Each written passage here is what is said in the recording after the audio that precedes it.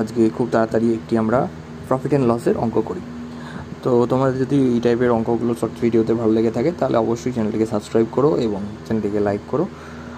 চলো অঙ্কে ফিরে যাওয়া যাক।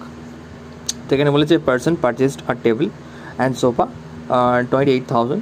তো টেবিল এবং সোফা, টেবিল আর একটা সোফা একসাথে ক্রয় করছে কত টাকা দিয়ে? সিপি সমান কত দিয়েছে? 2000 মানে 28,000 টাকায় কিনেছে। আচ্ছা, 28,000 টাকায় কিনেছে, খুব ভালো কথা।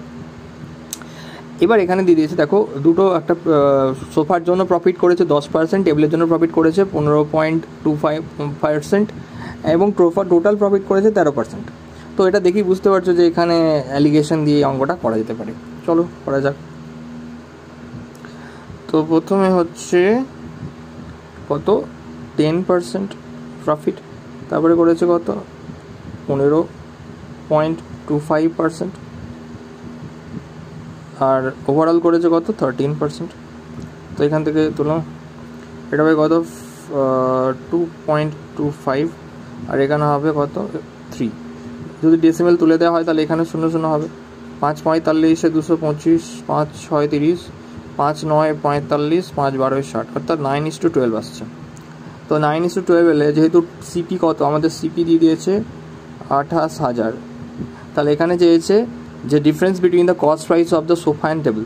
তো সোফা এবং টেবিলের কস্ট প্রাইস আগে বার করা হোক। সোফার কত হবে?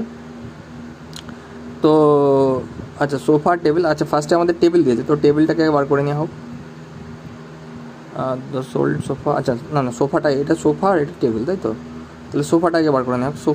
সোফার কস্ট প্রাইস কত? সোফা দিয়ে কিনে হচ্ছে 10% 9/12 প্লাস 9, তার মানে 21 ইন্টু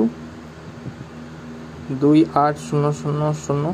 দেখো এটা তো 21, তাহলে 3 7 কাটবে, 3 7 21, 4 7 28, 0 0 0, 3 3 9, অর্থাৎ 12,000, 12K। আর টেবিলের জন্য কত? 12/21 ইন্টু 28000, 3 7 21, 4 7 28, 4000, 3 4 12, অর্থাৎ 16,000। তো এদের মধ্যে গ্যাপ কত? 12,000 আর 16,000-এর মধ্যে 4,000। তো উত্তর কত হবে?